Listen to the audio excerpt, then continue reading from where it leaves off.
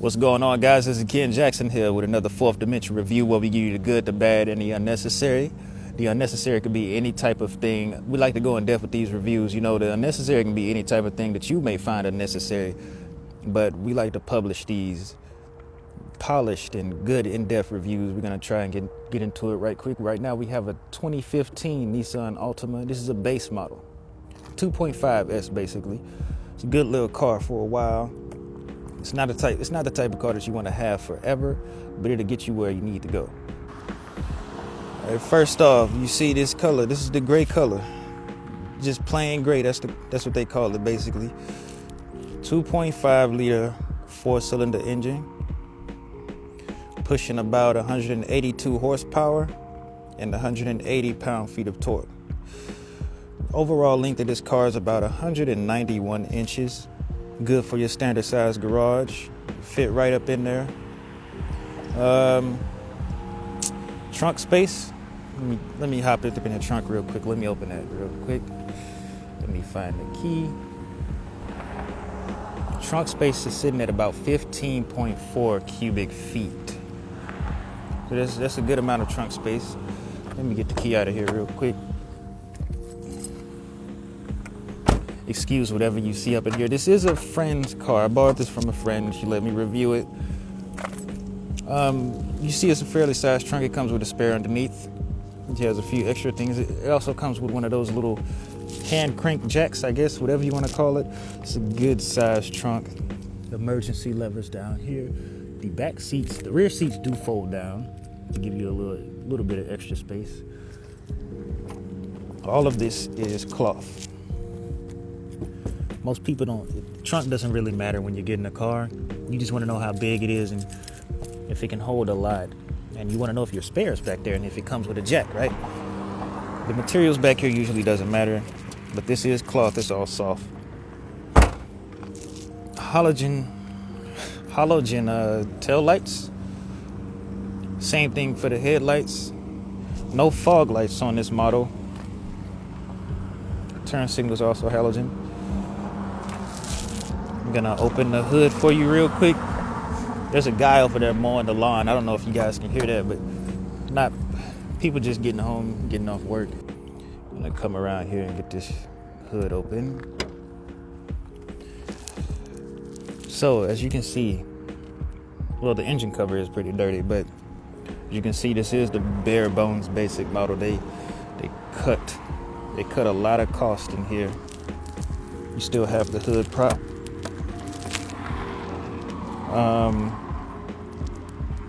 I actually don't know why this is right here. It seems like a bad move. These cloths on here next to the engine, but we all know the story about Nissans. This is the 2.5 liter 4-cylinder engine. Everything in here is still factory. It hasn't had much work done to it. This specific car there was an accident caused in it. Not the driver's fault. The other car, it was their fault. They were at fault. This car, we all know about the CVT engines the CVT transmissions, the Jatco CVT transmissions that Nissan has been putting in damn near everything, and it really has been hurting them. It's really been hurting the Altima, the Nissan Rogue, the Pathfinder. Those are the main three subjects that have been affected by this Jatco CVT that Nissan has been dealing with. The Maxima, the Murano, the Titan is obviously good. But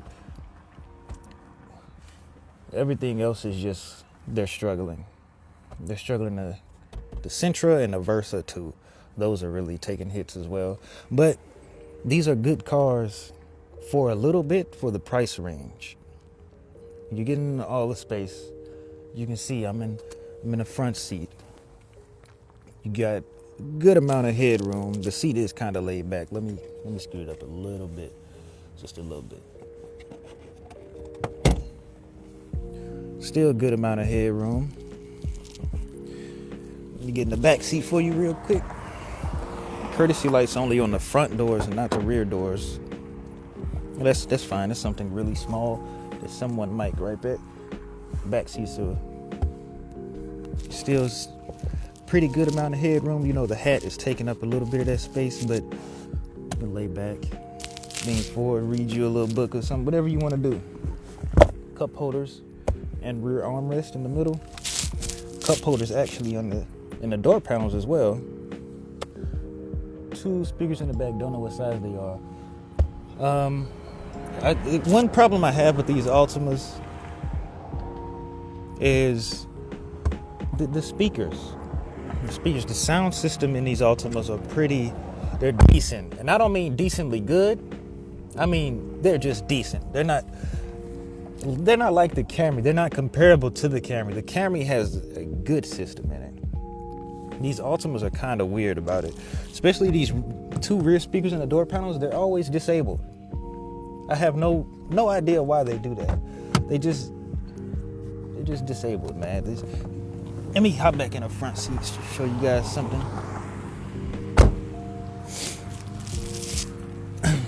Factory floor mat still in here.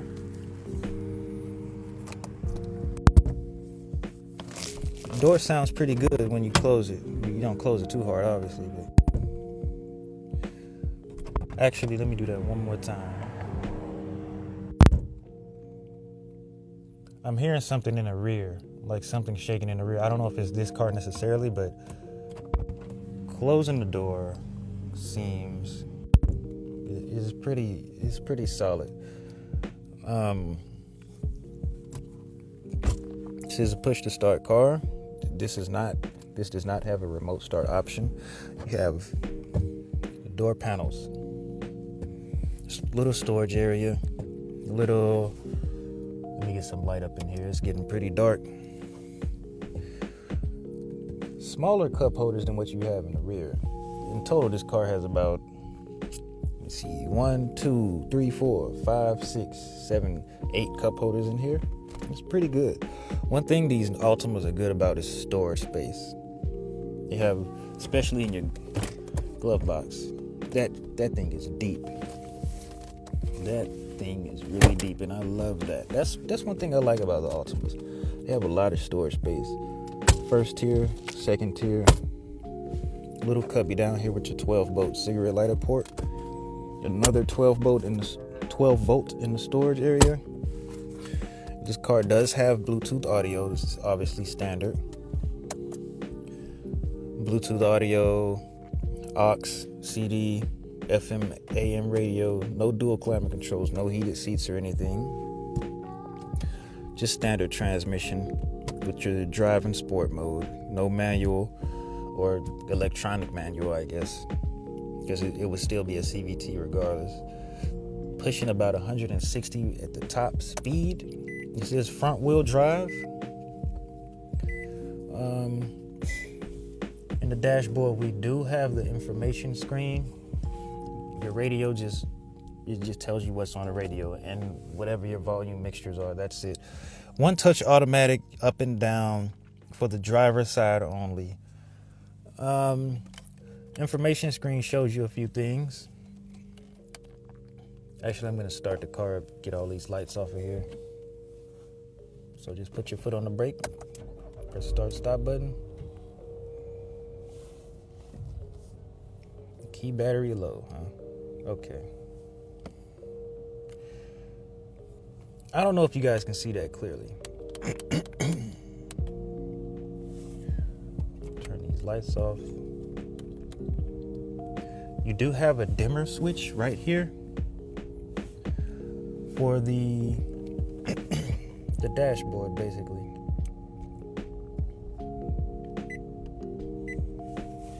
Yeah, there you go. Let's go through some of these settings real quick. I honestly don't know what this screen is for. It's just the Altima on the road in whatever color you set it as. There's no GPS, you're making a right turn. It's just on a straight road the whole time. And I guess it's just some placeholder, some little screens, everything. I don't know. I don't see the point in it. I really don't. But next page, your tire pressure. Obviously, you can read that. This car does have 63,000 miles on it. It's about time to check the transmission, honestly. That needs to be done as soon as possible. This car does have a 30 combined MPG. I believe in the city is 27 or 28, and on the highway is 32. So it does have, it's very good stats when dealing with MPG. Very, very good stats. This is your music page. Is going to show you whatever is on the radio, whatever channel, whatever station it's on. It's going to also show what song is being played. Or if you have Bluetooth connected, it's going to show the name of the song or what CD track you're on, and so forth and so on. This is your warnings page. Tire pressure, engine oil, battery load, things of that nature. It's not going to show you everything, but it's going to show you what you need to know. Again, like I said, with the Maxima, the good thing about these Nissans is that they're all naturally aspirated and they still use rack and pinion steering. There's no electronic steering. They're not. The only bad thing is the CVT, really. There's a few settings you can go through. Same thing for my previous video with the Maxima. Basically, telling the car that you want it to beep to you, or beep to you when you actually press the lock button on the key fob. Wiper speed intervals, which is on the right, again. And turn signals on the left. Got your light sensitivities and all those extra things that whatever you want to. This is for the menus. I think I have everything checked off, everything except the fuel economy. Now this is cool because it's gonna show you. It's kind of like when you're driving a U-Haul and they have the gauge to the left right here and show you when you floor it basically, and it has the red meter. You're in the red if you're flooring it or you're going too fast, and you're in the green if you're going about 40. That's basically what that is, except it's just blue and it's not green or anything like that. This is the page where you change the color of the car for the main screen or for the first screen. Shows you when it's time for maintenance, what kind of alarms you want to set, for your outside temperature, what language you want to change it to. All of this is controlled on the steering wheel, by the way. You can factory reset this whole menu. To the steering wheel controls. These are left side controlling the menus on the information screen, your volume buttons, your source for your radio. This enter up and down switch also controls the radio. It's pretty good. I also like the steering wheels they use with these. The ones that they're using for, I think it's just a Rogue now, but the ones they have now, it's all small and circle and bubbly looking. I don't really like that. I like these a lot better.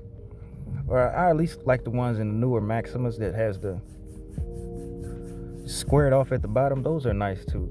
On the right side, you have your answer and end call buttons for your Bluetooth connections. You also with the Bluetooth connection, you can basically tell the car or speak through the car, telling your phone, hey, call this person, blah, blah, blah, blah, blah. You know how that goes. Cruise control settings. Here's the radio, AC. You know, all your standard stuff is over here. We're about to get into the test drive in a minute. I said 19.1 cubic, not cubic feet, 19.1 inches. Buckle up real quick and let's hop right into this test drive. Or this drive, actually. Okay. Driving this 2015 Nissan Altima. Get these headlights on real quick. Everything that's standard in here, it's not like it's a bad car. Everything in here is like, it's pretty decent. It's pretty decent. This is not a car enthusiast car at all. This car is gonna get you where you needed to go, and it's gonna do what you needed to do for as long as it'll last. You gotta take really good care of it. Some of the standard features are actually really good. All of these things are these soft touch up here. Mostly cloth. Soft touch cloth. I accidentally pressed that. This is actually hard plastic up here. I did not know that. I kind of like the interior design of this car, especially dash in the middle. It's pretty good. And the radio and all that is set up pretty nice. It has enough soft touch in here. It has, just like the Maxima I reviewed, it has soft touch in the right places. It has soft touch cloth or soft touch, just soft touch in general where you need it to be. It's not a bad driving car at all. The steering feels great. The CVT is responsive. I hate that you can't really tell if it's even switching gears or not. I know it's a CVT and it technically doesn't have gears, or it can have as many gears as it wants, but I don't know, there's something about it that doesn't feel right. I'm gonna set it into overdrive. Your overdrive is the button right next to your gear shift. Go. Gonna give it a little bit of gas. I love the overdrive mode in here because car does get a little bit of hyper, a little bit. Your rev limit increases, not your rev limit, but it has higher revs. It's basically like a drive sport mode, which it does. This car is equipped with that too. That right there, that's what I don't like. Like, it doesn't switch gears.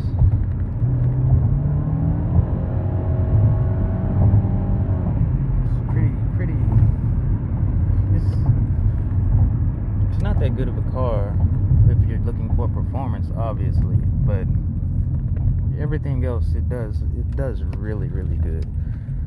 It's really good.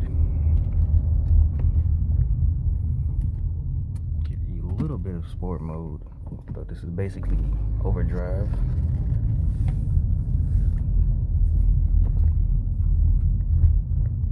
Come on, camera, you gotta stay focused. Sport mode isn't as hyper as overdrive, but whoa, look at that limo, boy. That's your daily driver? Nah, I'm joking.